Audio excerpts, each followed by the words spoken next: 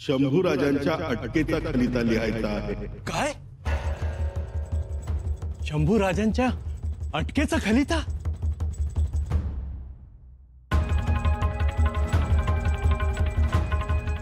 अंबीररावांना सांगायचं मदत करा म्हणून, आणि किल्लेदारांनाही सांगायचं वातावरण पोषक तयार करा, गुप्तता ठेवून योग्य वेळी मदत करा।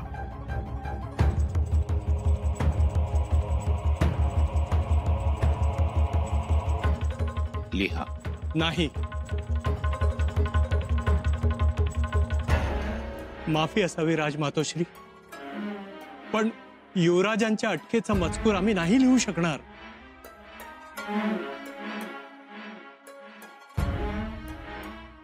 आली ना प्रचिती? कळलं? आम्हाला कळलं, पण तुम्हालाही कळेल आता। बाळाजी पंत, लिहा। नाही, हा आमच्या एकट्याचा निर्णय नाही, हा अष्टप्रधानांचा निर्णय आहे। निर्णय कोणाचाही असू द्या, आम्ही लिहू शकणार नाही।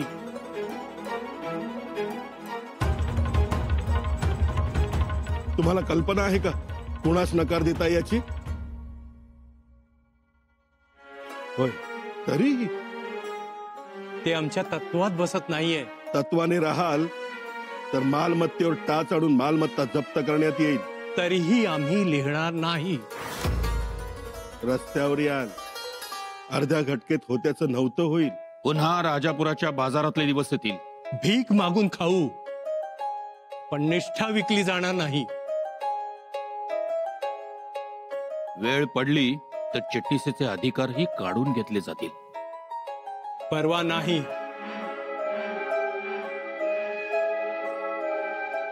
आज्ञा असावी राजमातोश्री। बाळाजी पंत, चोरणीस आहात स्वराज्याचे,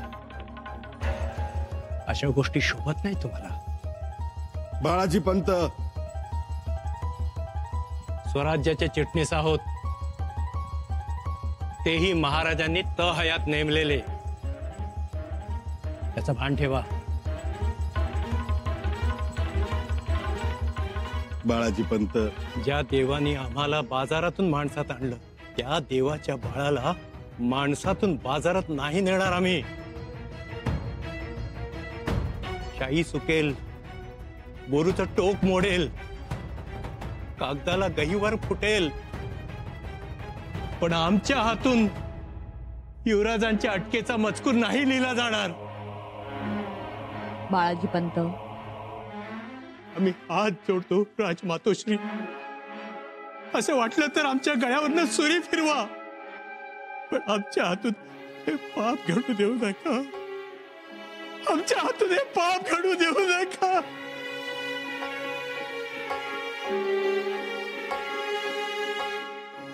नका घावलू आम्हाला धर्म संकटात।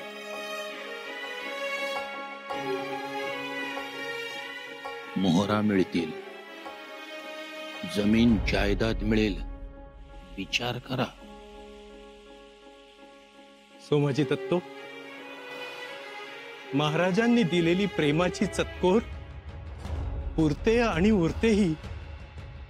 आम्हास कोणताही स्वार्थ सोस नाही।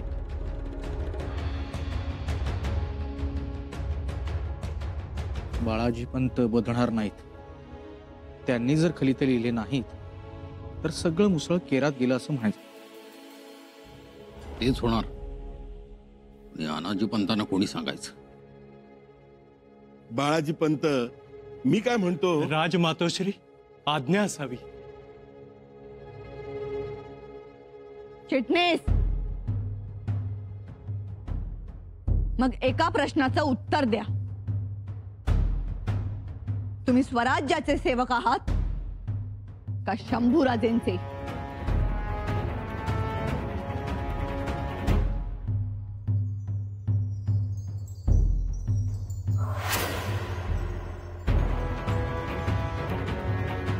स्वराज्याचे, महाराजांच्या सिंहासनाचे।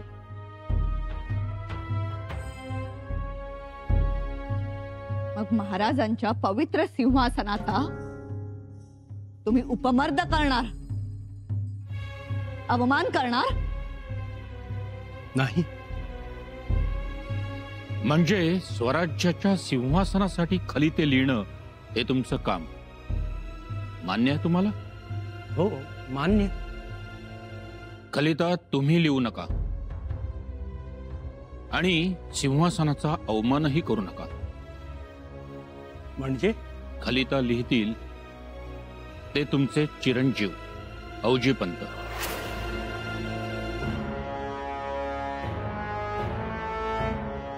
मग तर तुमची अडचण नाही ना? म्हणजे नाही, म्हणजे तुमची काही अडचण मोरोपंत पेशवे? नाही म्हणजे बाळाजी पंत, तुम्ही चला पुढे. औजी पंतांना तयार करा. आम्ही येतोच. आज्ञा सर.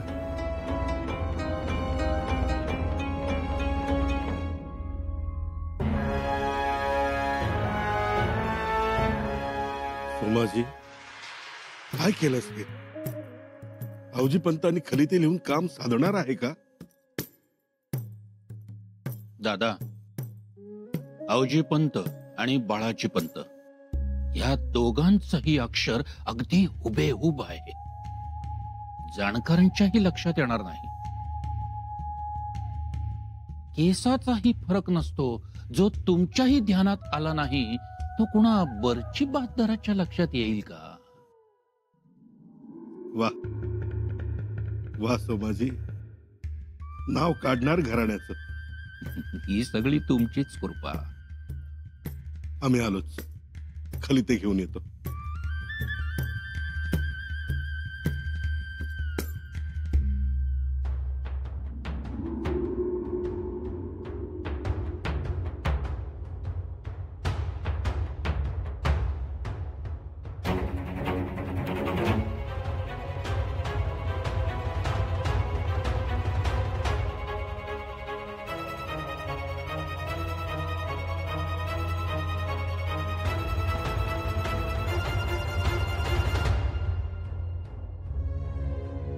आवरा, झालं का?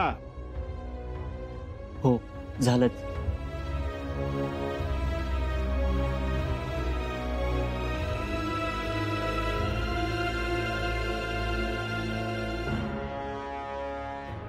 हे 2 खलिते. शाबास. एक खलिता सरनोबत हंबीरराव मोहिते यांचा आणि एक खलिता पन्हाळगडावर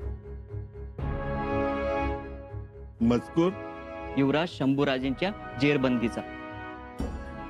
कामच झालं. द्या इकडे.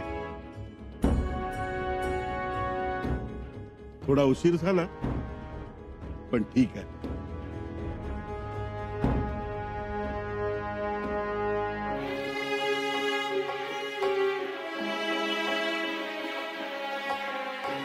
आज चुकलं आपलं. आयुष्यात पहिल्यांदा या लेखणीने चुकीचा मजकूर लिहिला गेला. वाईट झालं. तर यापुढं या कलम दौती समोर मी कधीही उभा राहणार नाही. माझी पात्रता संपली. पण बाबा, तुम्ही का वाईट वाटून घेताय? खलिता तर मी लिहिला आहे ना. तू यातला कळता नाहीयेस, पण मी तर कळता आहे ना. मी का नाही बोललो ठामपणे नाही? बाबा, तुम्ही सांगितलंय, पण आपल्यावर जप्ती आली असते. आपण गादीचे सेवक असून लिहित नाही, नकार देतोय म्हणून बेदखल केलं असतं आपल्याला. अरे बेदखल झालो असतो तर बेहतर. पण हा खलिता लिहायला नको होता. चुकलं आपलं. अरे जर युवराज समोर आले आणि त्यांनी जाब विचारला तर काय बोलणार मी? जप्तीच्या भीतीने घाबरलो. अरे आपल्या देवाच्या आत्म्याला काय वाटेल? मी का भांबवून गेलो?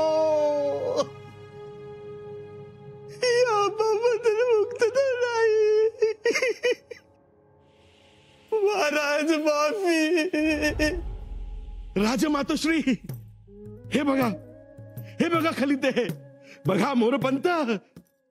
राजमातोश्री. अखेर बाळाजी पंतांनीच लिहिले. हो, म्हणजे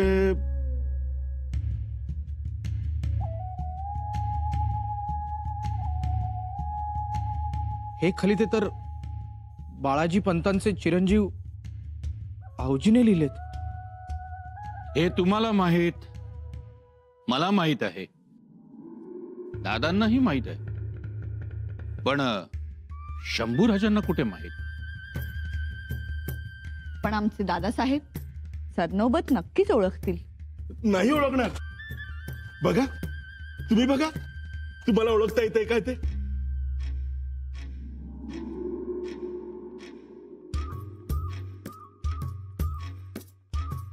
हुबेहूब,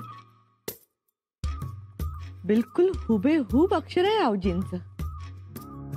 होय, बाळाजींचं अक्षर दडवावं आणि आऊजींचं काढावं. अगदी.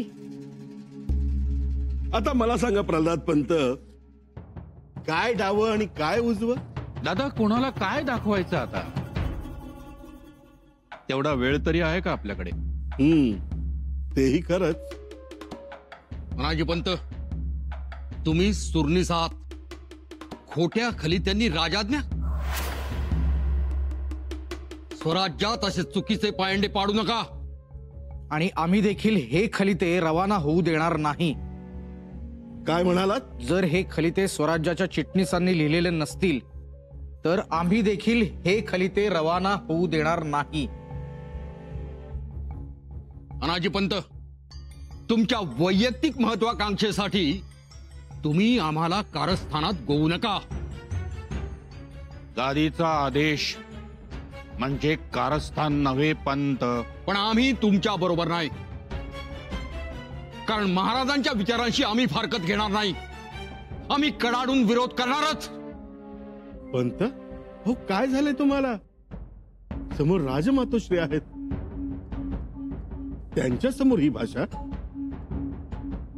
आणि मगाचपासून जो काही काथ्याकूट चालला होता ते काय आळवावरचं पाणी म्हणायचं? आम्ही तर म्हणतो, आळवावरचं पाणी ठरायचं नसेल तर आऊजींनी लिहिलेले हे खोटे खलिते मागे घ्या. राजमातोश्री, आपण तरी थांबवावं सगळं. राजमातोश्री, बस बस, आता या सगळ्यावर आम्हाला चर्चा नकोय. आम्हाला सगळं असह्य होत आहे.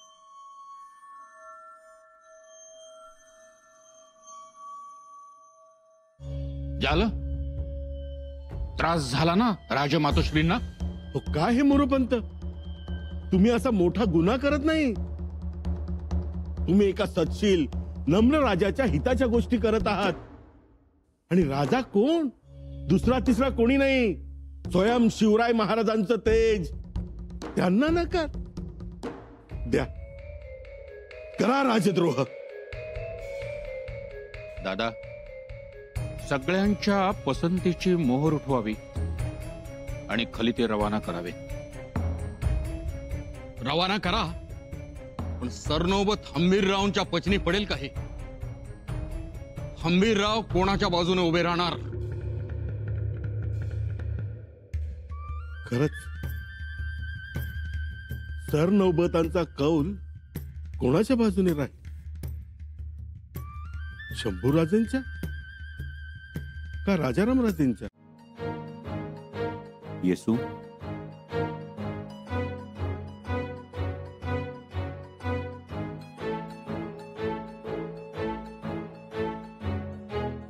येसू,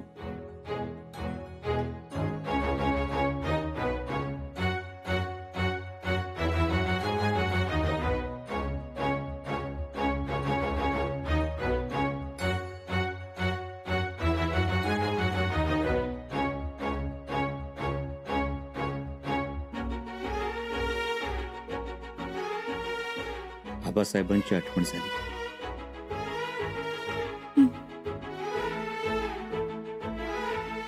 आबासाहेब, आमचे सासरे, मामांजी, पण आमचे वडीलच होते हो. पुढच्या लेकीचे जसे लाड करावेत तसे लाड केले आमचे. सगळे कोण कौतुक पुरवले. उलट आमच्या पदरात शिक्के कट्यार दिली. म्हणाले चालवा राज्य, आणि खंबीरपणे आमच्या पाठीशी उभे राहिले.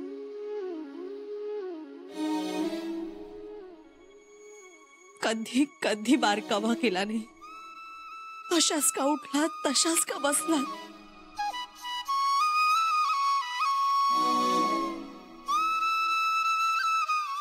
युवराज, एखाद्या वेळेस आमच्याकडून भाजीत मीठ पडलं नाही तर मुकाट्याने खाल्लं हो, पण कधी रागावले नाहीत.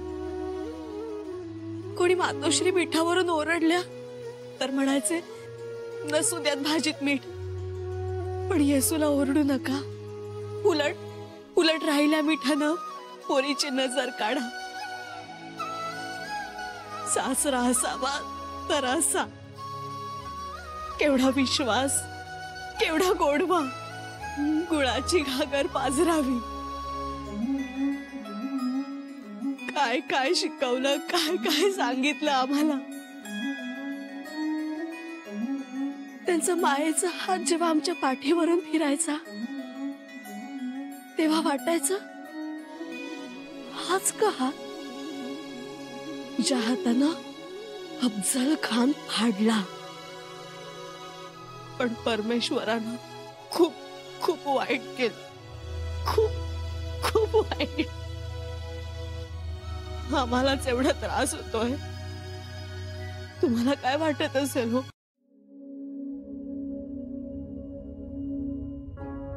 तेच तर दुर्दैव आमचं येसू. आमचे वडील गेले, आम्हाला जन्म देणारा गेला, पण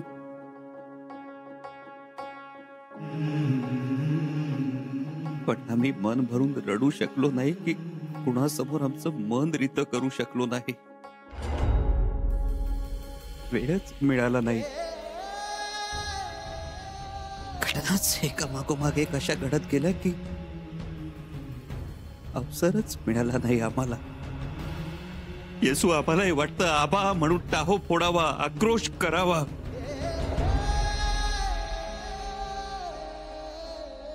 नाही येसू, शिवपुत्राला हे शोभणार नाही.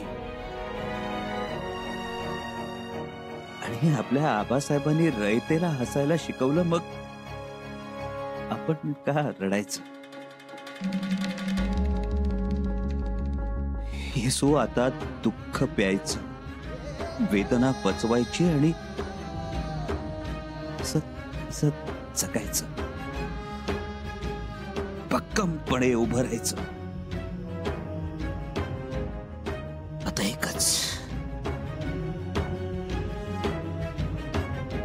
राजेश्री आबासाहेबांचे जे संकल्पित तेच करणे आम्हास अगत्य. स्वतः यापुढं आम्ही जगणार ते आबासाहेबांच्या विचारांसाठीच. युवराज, हो येसू, आता दुःखाचा कडेलोट करायच्या, वेदनेच्या पायात कोलदांडे घालायचे आणि हसत हसत जगायचं. युवराज,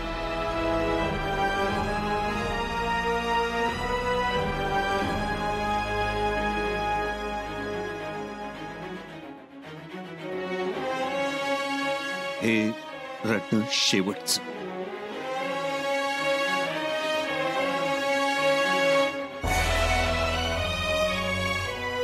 आता आबासाहेब गेले याचं दुःख करत बसण्यापेक्षा त्यांनी निर्माण केलेल्या स्वराज्याचं रक्षण करणं हेच आमचं ध्येय.